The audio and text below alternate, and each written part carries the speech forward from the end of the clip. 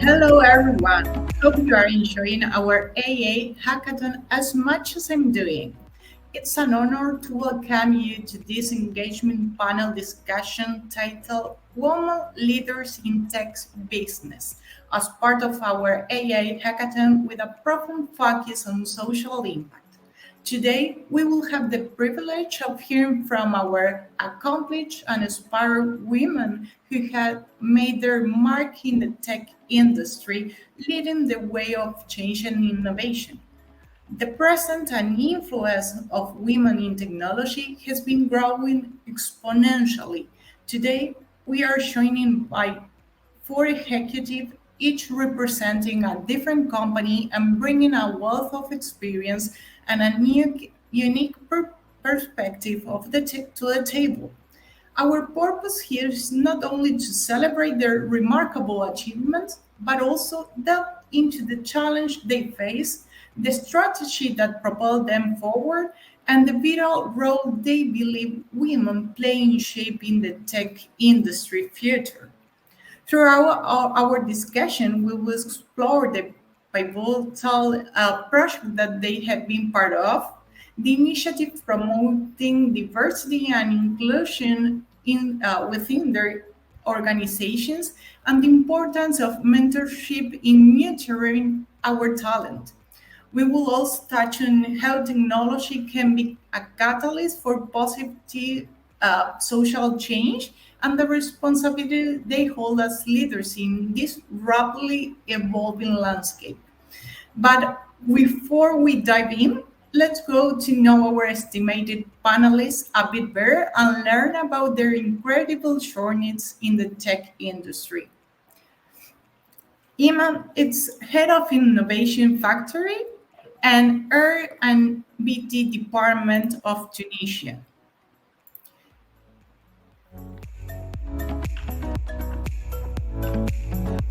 Hi, How are nice to you? meet you online. Nice to meet you. You're in Tunisia. That's awesome. How's Yeah, the weather? it's hot. It's still summer till now. Wow, We are that's waiting the autumn, but the summer refuse to leave. wow, that's awesome to go at least to the beach and when you finish your shop. Yeah, we Well, still enjoying the beach, the sea, swimming. So this is the how to say the best side of the story. Let's say. that's fantastic. Thanks for joining, Newman. Let me Thank introduce you. our next panelist.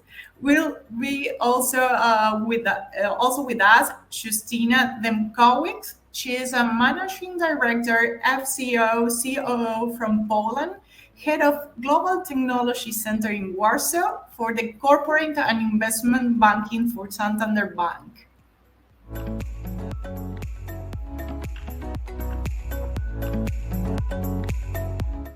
Hello, super excited to be with you today. Hello, how are you? It's a pleasure. Great, Nice to meet you. great, thank you. Especially that also in Warsaw we have 28 Celsius degrees, so the summer is still with us. Oh, that's awesome. I also heard that your kids has started school. How was that?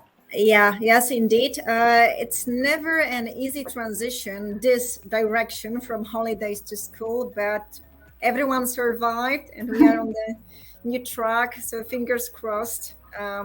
It will stay like that until June. Yeah, it's going to be a great year. This, no worries. We are sure of that. So, ladies, give me just a minute because we have another participant with us today. Let me introduce Krystel Bendahan. She is founder of Bendahan Ventures, an innovation advisory firm that provides strategic support to public and the private sector, from tech founders to VC funds and Fortune 500 companies.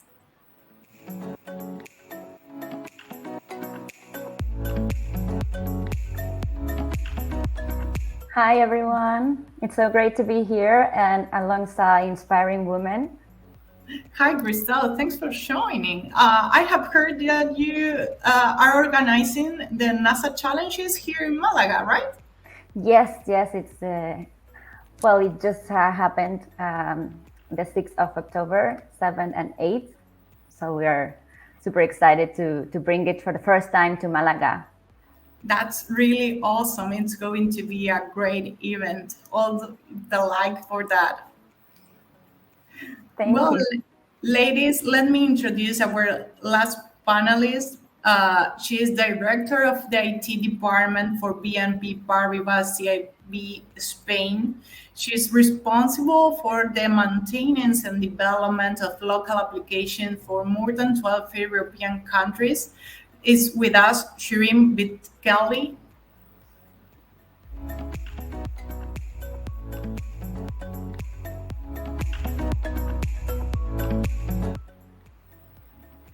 Hi, everybody. It's a pleasure to be here with you. And I would say that despite very Madrid in Spain, yesterday we have a very heavy raining. Today is cloudy. It's not usual, but it's okay. I hope the summer doesn't end just this week and we continue with us some more days. Awesome to hear that, Shirin. We will ask Imen to send us some sun and warm to Yes. Madrid. Come to Tunisia. Yeah, I had to. Well, ladies, thanks all of you for joining today. Our aim is to gain a deeper understanding of the remarkable women leading the way in tech business and help to inspire aspiring individuals regardless of gender to pursue their passion and ambitions in this dynamic and ever evolving field of technologies. So, without further ado, let's begin this enlightening conversation with our estimated panelists. So, Iman, I would love to start by hearing a bit more about your journey and experience in the tech industry and what has inspired you to pursue your career in this field. Thank you.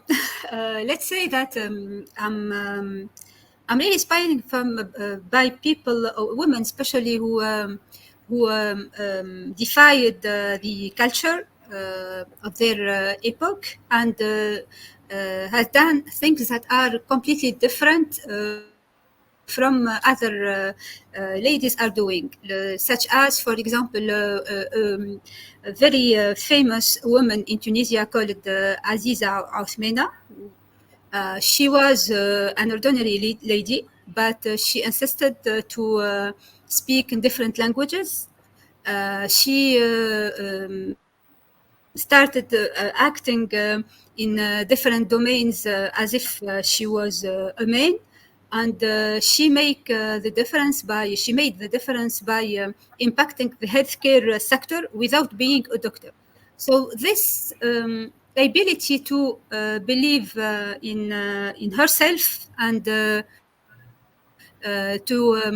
stop the inner voice and the voice of the society telling that women are unable to do things, taking this courage and try to do things different and prove that it's not a gender issue, but it's more about mindset, about ability to think differently, to bring concrete examples.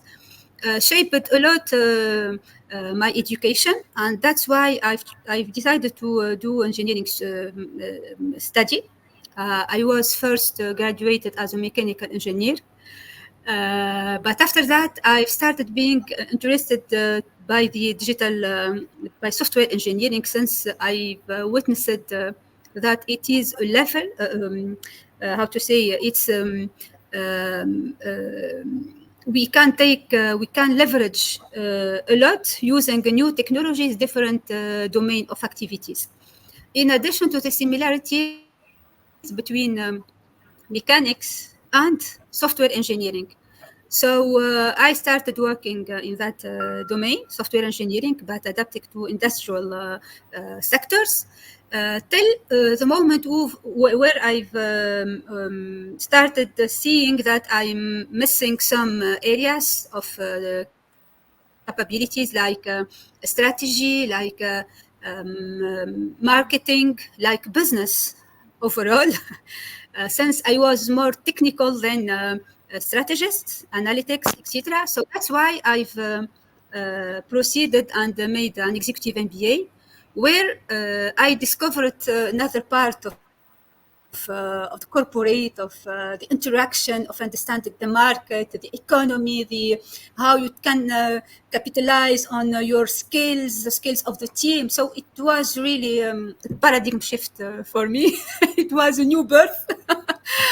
And starting from that, I started really understanding how you can take advantage from the capabilities of the team, how it is important to work in a team, to try to find how you can impact the corporate culture, how you can work on mindset, how things can be efficient when you take into account your positioning according to the competition. So it was really really interesting, and well, thanks to that I started meeting people like you, very inspiring, very passionate, and things when we collaborate becomes more quick. It accelerates creation, innovation, and since 7 years working with Talan and with the team, we are doing great things. I'll tell you about after if you want. How important is to understand, that it doesn't matter if you haven't started by studying computer science, that you can be in digital transformation or in digital roles. Nevertheless, your background, right? If you have an economy, like a Exactly. background as an economy or as a lawyer, you can add value to this environment to start working in tech. It doesn't matter your background. It adds also value, that different background. Well, Exactly. So let's say that I just add this just to say that it's all related to the way you can process information in your head and the ability to communicate clearly those ideas, because algorithm is only just that. Okay, so if you're able to think logically, to can process a sort of thought, you can write it and make machine understand that. And this was really fascinating discovery for me, because even when I participate to conferences, etc., I tell young ladies that they can make a change of their career at any time they want, just if they capitalize on their ability to understand and to express what they want clearly. So it's the introduction to algorithmic. It's really awesome to hear your opinion and your background and how you have grown and everything that you have learned during this journey, right? So, but in the panel we also have Krystel. She's a founder of a company. Krystel, what has inspired you to pursue this career in tech, and have you started and finally built up a company nowadays? Yeah, so I resonate a lot with what Imen said, because I'm also it's called production engineer. So it's similar to mechanical engineer, but more focused on the managerial side of things. So all that business courses and that the MBA provided that she was missing in her core studies, well, that's what my pensum includes. And I have a minor in computer sciences as well. So at the beginning, coming from Venezuela, I had this traditional path in my mind that, yes, I'm going to graduate, I'm going to work with one company forever and ever until the end of time, and I'm just going to grow within the company. But then in 2011, as I was graduating from university, I won this competition to go to Singapore for 8 weeks. And I was part of a think tank, and I discovered the world of startups and just technology entrepreneurship in the digital world. And I was completely, yes, I also had a paradigm shift, because I discovered a whole new universe. And I learned that anyone can have brilliant ideas, and you don't really need to have the good communication skills or any financial resources. You can actually go and find investors that will help you develop that idea into some product or service, as long as people need that. So I was completely inspired by that, and I discovered that my life mission was to support entrepreneurs that maybe didn't know about this whole venture capital industry, how to find investors, or how to get mentors, or how to get support to develop the products or services to grow, because we needed, we need people with good ideas. So that's why I think this hackathon, it's an amazing opportunity for people to explore that actually they're more capable than what they usually think. And especially women, we like to think, well, we are used to thinking more traditional ways because of how society treats us. But yes, I discovered the world of entrepreneurship, and that's why I became the founder of Bendahan Ventures after so long, 12 years in technology, working with the startups, working with large corporations and public sector, just to really bring together all the stakeholders in an ecosystem to collaborate and to help create things that are good for our society. It's good to have social media, games, and entertainment solutions, but what about the real value creating solutions? What about tackling climate change? What about giving underserved communities economic empowerment, or access to education, access to technology, access to the world through the digital opportunities that we have? So that's why I think my journey has been a little bit exploratory, until I found this common thread of, how do we collaborate together to innovate? And that's what we do at Bendahan Ventures. We just bring each other, every part of the society together, and work in creating solutions that will bring the betterment of our society. Quite interesting. I think that's something that it's really important. Is this word that you mentioned just a few seconds ago, exploring. How important is exploring for our projects, for innovation, to find out what's there and what can be done different, and what can add value to our organizations or for our clients. And here, something that it's also important is doesn't we have a space for everyone, for those who like to work in small companies, but also for those who like to work in big companies as Santander or BNP, right? So here we have with us Justyna, that is a managing director. So I would like to know how was your career, and have you achieved that, and what has inspired you to grow in that way and be currently as managing the whole area of a bank? Thank you, Flora, for this question. And I must admit that though my path is very different from Imen's or Krystel, I think that in general terms, we share in common one thing, that we are driven by purpose.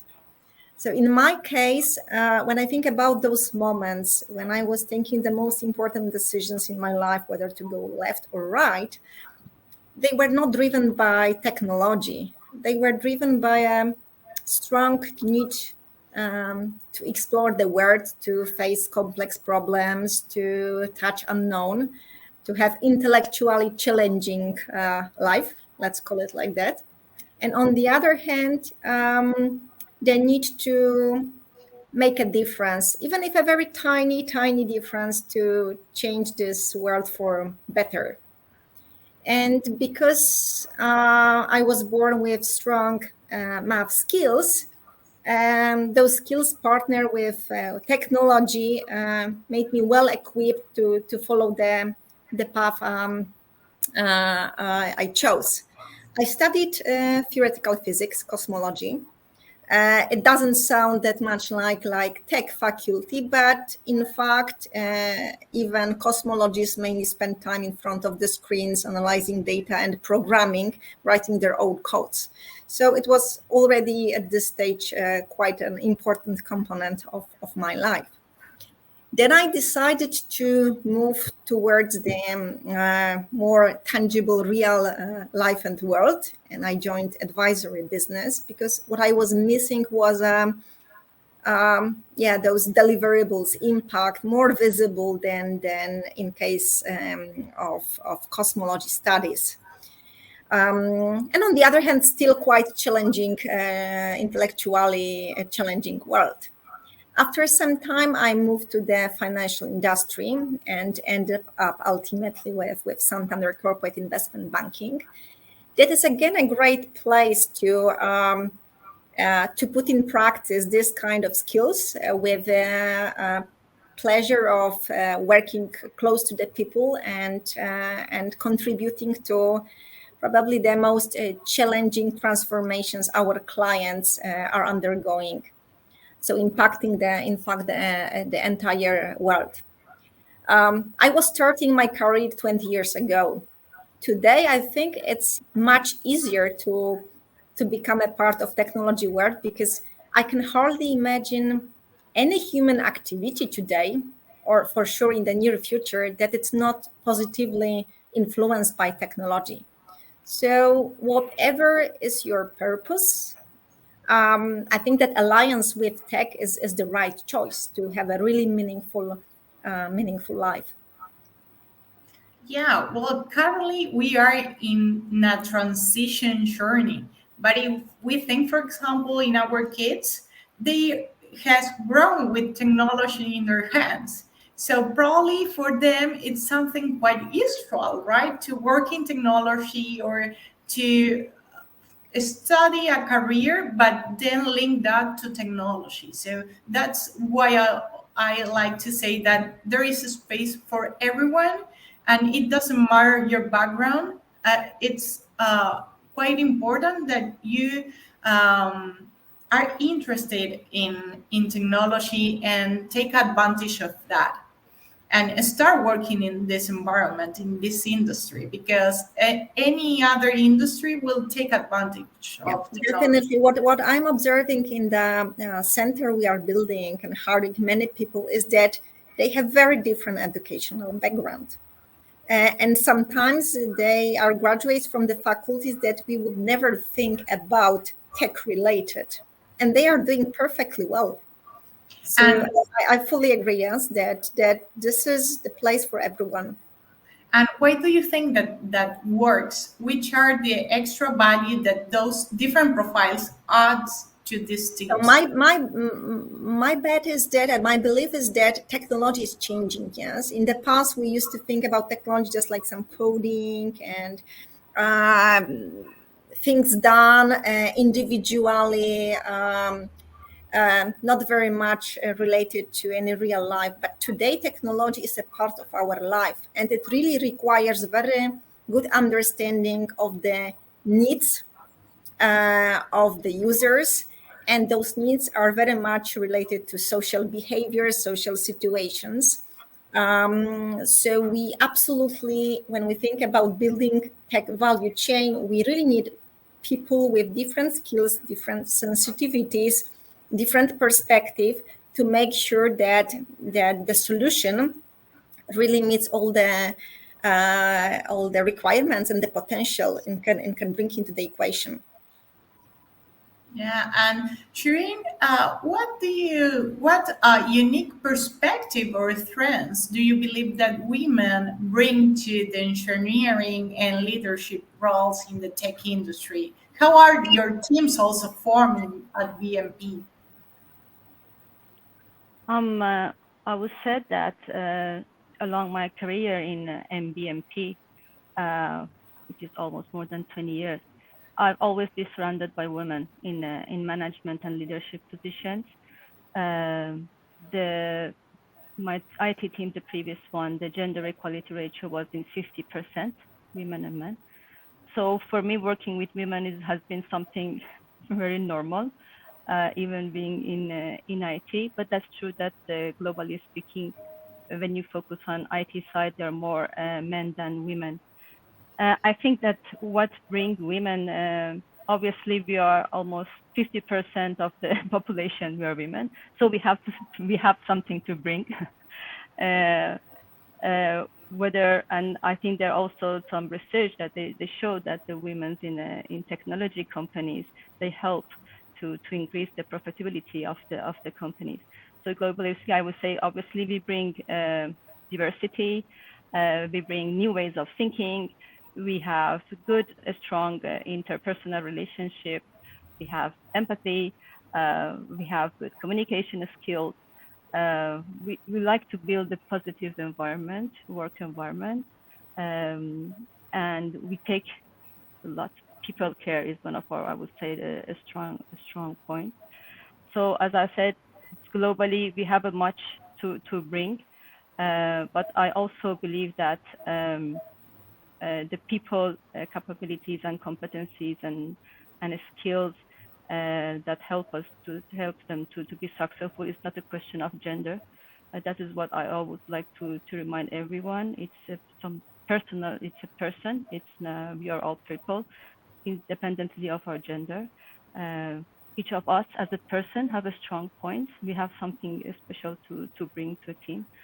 So what we have to do is to make sure that the women, we are part of this technology world, and there is nothing that can prevent a girl or a woman to progress and to build a professional career in technology side, and to be successful, and most of all to enjoy that. We make sure that we enjoy what we do. Yeah, I think that that's also important, and I see many of you doing this with your heads. I don't know if any of you would like to add something to that. Yeah, I love when she said that we are all people, that we have to remember that it is a person. And I think that it's my disagreement with quotas, because I would love to live in a world that does not bring women into the table to fill a quota. It's more about, I don't care if you're yellow, white, blue, like I don't care what is your race or your origin or your background or your gender or your identity. It's what you bring to the table in terms of your talents that are complementing our team. And that's how, with diversity, that's how disruptions happen. So something that you mentioned previously, Florencia, about the interesting times that we're living, that now technology is part of all of our lives, our everyday life, and it's just like a normal thing, like a commodity, as opposed to how it used to be. It's that we are living in a fascinating time in history where I believe that we have merged what used to be separated. So the arts, the science are brought together through technology, and that's the beauty of it. Now a lot of careers that used to be kind of dying, like linguistics or some areas of anthropology and psychology, they're becoming more relevant nowadays, because we need to train algorithms, we need to train the artificial intelligence, and we need to what Imen was mentioning before, we need to be able to communicate and translate all the knowledge that we have as a human society into the machine. So I think we are in a fascinating time, and everyone, women, children even, bring a lot to the table. Yeah. Do you have any, or had during your career, any mentor or role model that has influenced your journey in tech, or that help you in creating all this and align all these ideas? I'm blessed that in my country we don't have Google, Microsoft, these giant tech corporations. So I had the chance to collaborate with local leaders, and their leadership was very inspired from our specificities. So it was like progressing, but by respecting my my how to say day-to-day life. I don't know how we can explain it, but it was smooth. It was not shocking, and at each time it was like we need to show that we can do the same as abroad, etc. And this kind of leadership, of leading by and being humble, make frontiers, how to say, been broken easily, because at each time when we go to the ecosystem, to communities, it was to ask and to share. People were amazed, or was a little, how to say, weird. It was weird to learn about people from Tunisia, especially women, asking to be part and contribute to the community of blockchain, or artificial intelligence, or metaverse. So they didn't take us seriously in the beginning, but after that, when we start providing them with contribution, with concrete contributions, really. And this make that we succeed to how to say, to make collaborations and partnership at the when we calculate these on papers, it was things that are really impossible, unbelievable. And here I want to add just 2 points to what Shirin just said about what women can bring to the table, especially in our domain, in our sector of activity, but let's say in any other domain. The first point, and Shirin said it, it was about joyful atmosphere. It's like to say that we enjoy what we do, and this kind of atmosphere can be very beneficial to our teams in order to have confidence to share, to have the courage to say that maybe what I can bring can have value. Okay. And the second point is our ability to listen, because in other, how to say, words, let's say only masculine words, people became loud, and each one wants to convince that his idea is the best. Whereas our attitude, I don't know, but if you agree, but we try to, how to say, to listen, to try to find synergies between what the member of the team are saying, to give the opportunity to someone who is shy, who is not, how to say, willing to say loudly what he thinks deeply. And this can bring to the surface ideas that are very relevant, very interesting, but in other circumstances they will not never come to the surface. So that's why I think that women can bring real value to the table for industry, not only for tech industries. To that point, if I may add something, I work with a lot of entrepreneurs, as I mentioned, and it's really interesting because I have seen the journey of some of the founders, the startup founders that have now big scale-ups.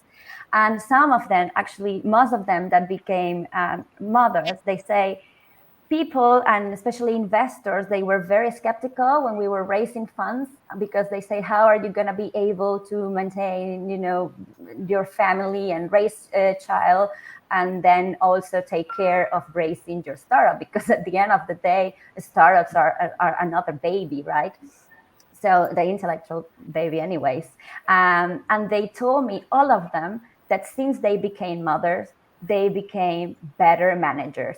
They can administer time and resources like never before, and they also have more empathy and within their teams. And I think that's a beautiful point that you bring, Imen, because we are usually the peacemakers. We want to engage everybody, and that's a unique perspective that, of course, not all women are motherly like, and of course all not men are aggressive or strong, or so, but traditionally, because of the roles that we have played in society, we are more prone to be those caregivers and engage others, and that's great for team development.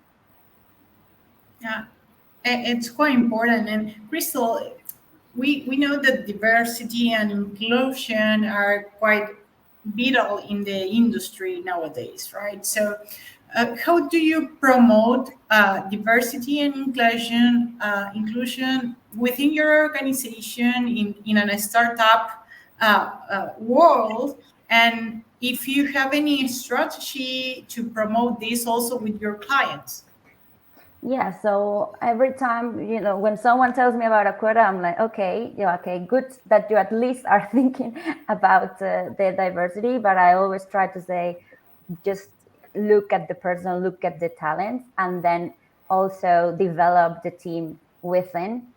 So if you see someone that is hardworking and they have great skills, but they are lacking maybe certain soft skills to become a leader, and they join your startup or your company earlier, it's natural that you will progress them into a managerial role. But some people don't like it, and if they don't like it, then don't push them to, don't force them to do that, because they're going to be uncomfortable and it's going to show.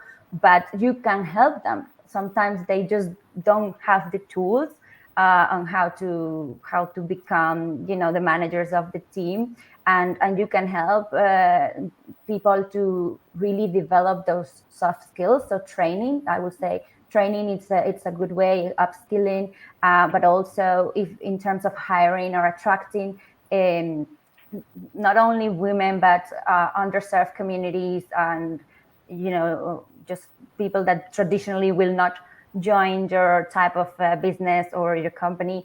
It's about really finding them where they are, because sometimes you have people from underprivileged backgrounds and they just don't know about the networking events, the conferences, or they didn't have the opportunity to go to Ivy League or similar university. So go and find people where they are.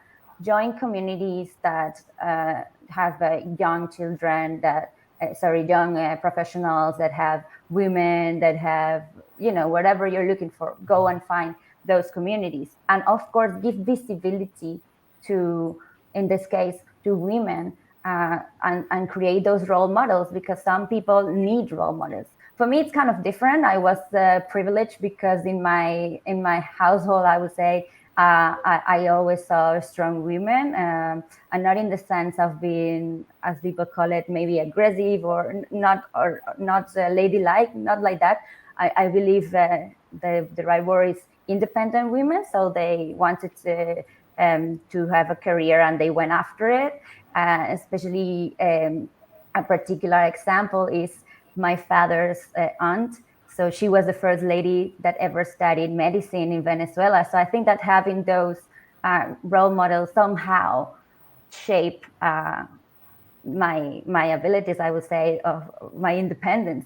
But some people don't have that luxury to see in their homes, those particular role models. So it's important to have representation in the public sphere, in positions of power. But again, some women are not too comfortable with being the outspoken person, even if they are doing the work behind closed doors, as I like to say it. So giving role model is important, by also having mentorship programs. So you can create, if you're not too comfortable with having a public appearance, then you can be a mentor to someone else. And when we arrive at positions of power and have a voice, we must not forget that there are other people that did not have our opportunity. So we need to bring them up with us, and we need to open the door for all of them.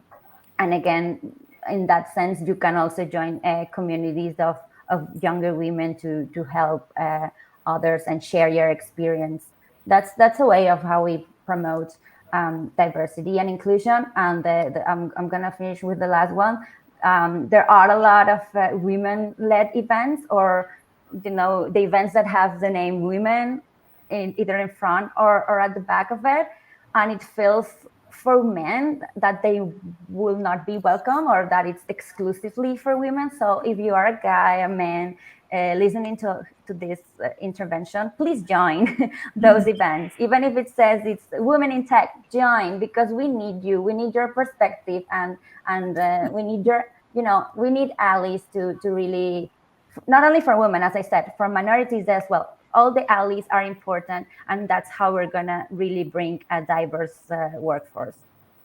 Yeah, that's for sure. We need to encourage that people that are a minority in many cases to join us. It's quite important.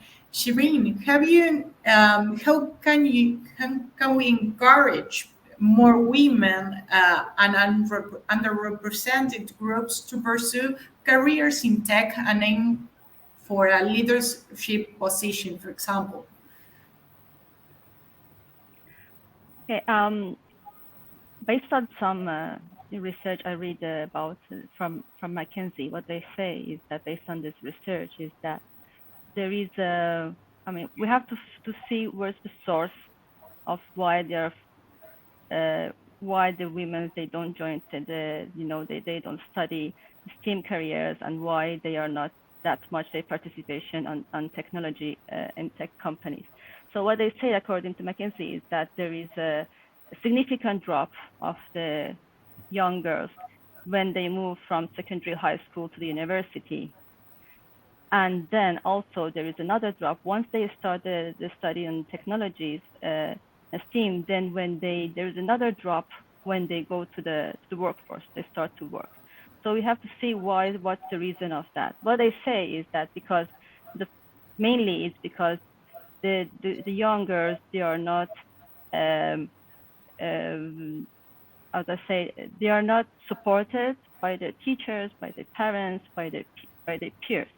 So this is one of the things that obviously we have to change and we have to work on. And then we have to see why they don't join the technology companies and why they leave when they start their careers in technology, why they, after some years, they decide to leave.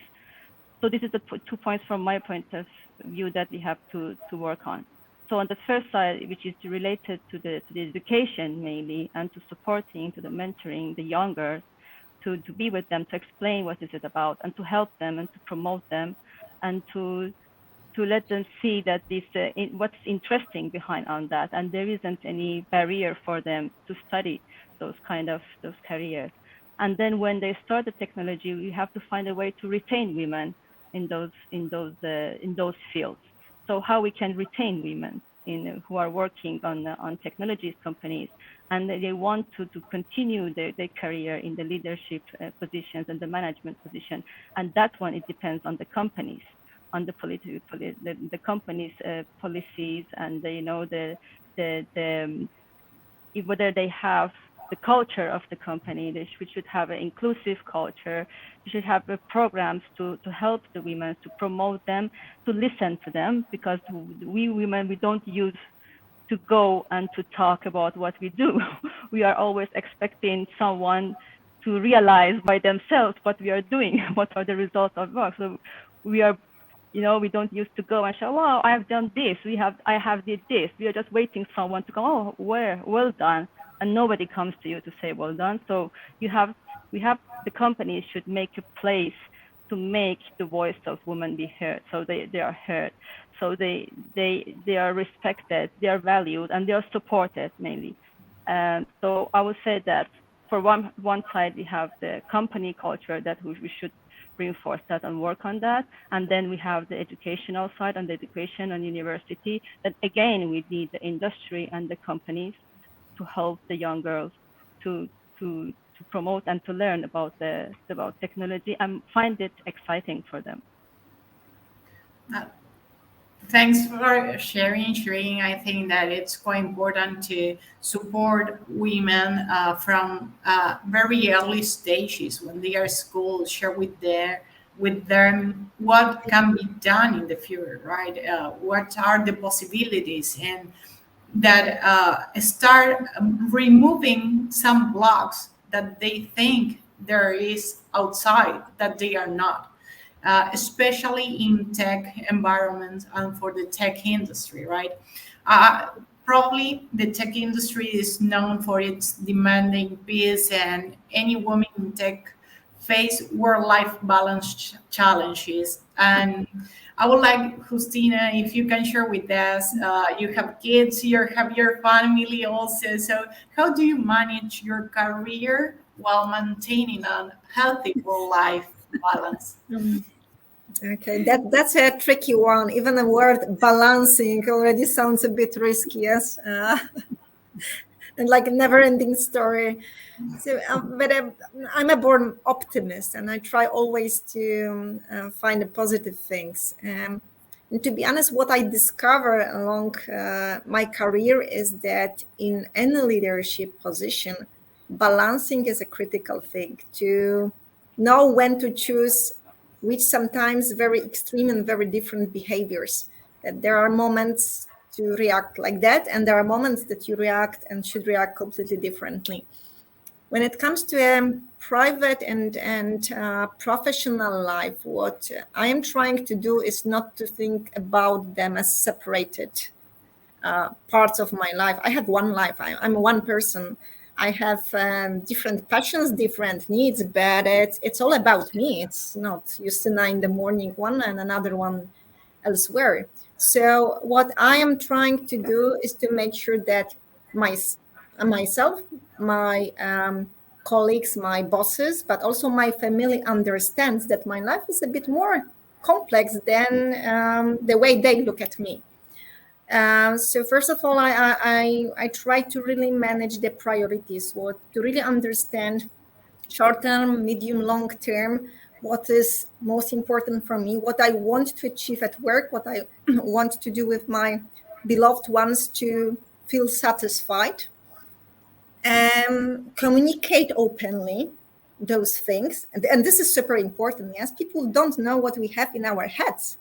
They don't know about what drives us. They don't know what we are struggling with.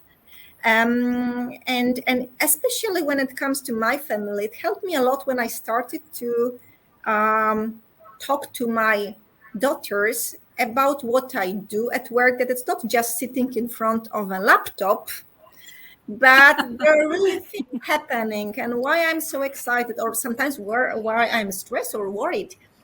And now they are 13 and 10, so they can really understand everything, and it changed a lot.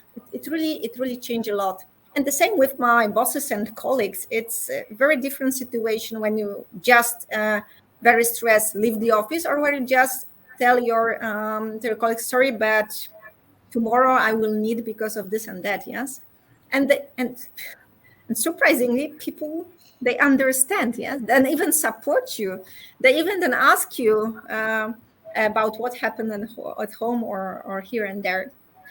And recently, I also understood that there is a third thing I really need to take care of. It's really my own time, yeah, my own passions, not shared with the colleagues at work, not those shared with my beloved ones, but something that it's really mine. And believe me, I found time for it. So if you have really passions, whatever it is, for sure we will find time. And it was already mentioned today. I think that one of the strengths of women is our organizational skills, and they really improve once you become a mother. I hope that the same applies to my male colleagues, but it's really starting to be to some extent easier to make choices and to set priorities, and to be happy. So I think it's easier. It's easier than it looks like from a distance. Don't try to be perfect, I would say. Yeah, it's not possible to do everything and on your own. What I still need to learn to do is more often ask for help. I don't think that I really need to manage all those things on my own. And some things you really protect. I know that I'm not a reliable companion in the afternoons, Monday, Friday. So I volunteer to drop my kids to school. In the morning, 7:30, I'm always available. It's a really nice time. We drive, we speak. I'm always with them.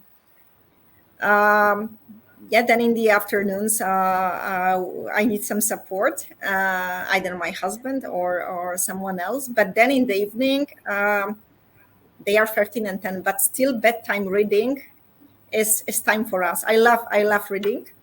Thanks to them, I still read not necessarily books for adults, but super interesting and exciting. So we have all fun, and this is really great.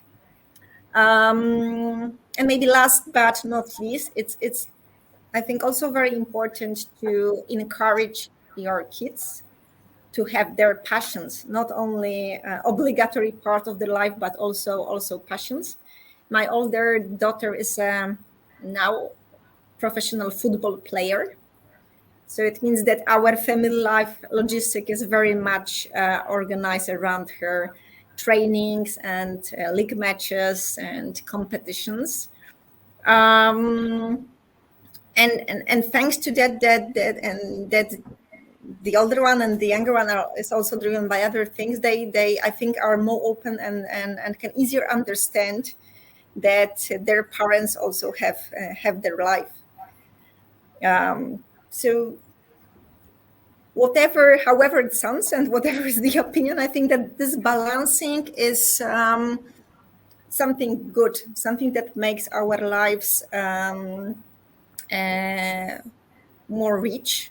I would say we can really learn from that a lot, and ultimately definitely benefit more than lose. Yeah, for sure. And something I think and I pick from your message is that we can achieve a balance if we have organization, communication, and passion for what we do. So I think that's resume what you share with us, that it's a really interesting point of view. And Justyna, what would be your advice for those that for those young women aspiring to start their career on a leadership position in the tech industry? In a nutshell, I would say that passion, purpose are most important. These are so strong emotions that one can fly with them, and they are a perfect compass in each and every situation. And the last thing would be close to people. Let them inspire them, communicate well, and just enjoy each and every moment of your life. Awesome, nice message and advice for everyone. Shirin, what would be your advice for those women that are aspiring to start in tech? Um, I always say that we don't have to build any barrier for ourselves. If you want to do something, just do it and go for it. Don't think about, oh, what happened if, what happened that, there are these more women. Doesn't matter. Just think about what you want to pursue, what's your objective, what's your purpose, what's your dream, and just go for it. Awesome. Krystel, something you would like to add? Yes, I love, there is an analogy about sitting at a table. So I always say, if you are not invited to the table or if you cannot sit at the table, build your own table. So basically, be so good they cannot ignore you. Never be stopped by, yeah, nobody else has done that or no other women have done that. Like, be the first. Awesome. Initiative. Imen, something you would like to add to these advices? Maybe quality time, because even though we don't have a lot of time to spend, sometimes for the work, some other for the family, for colleagues, for friends, at least when we are there, we need to be there. The present moment needs to be need to be, but profoundly with all his head, heart. So quality time. Awesome. Well, ladies, we are running out of time. It was a pleasure to be in this space with you. Thanks for your time and thanks for sharing these inspired messages. I think that it's quite important for everyone that is listening to encourage, take courage of themselves, start building their career in tech, right? So I think that all your advices will help on that. And again, thanks for your time and being here with us in this session. It's A pleasure. Thank you so much. Thank you. It's been a pleasure. Thank you so much. Thank you.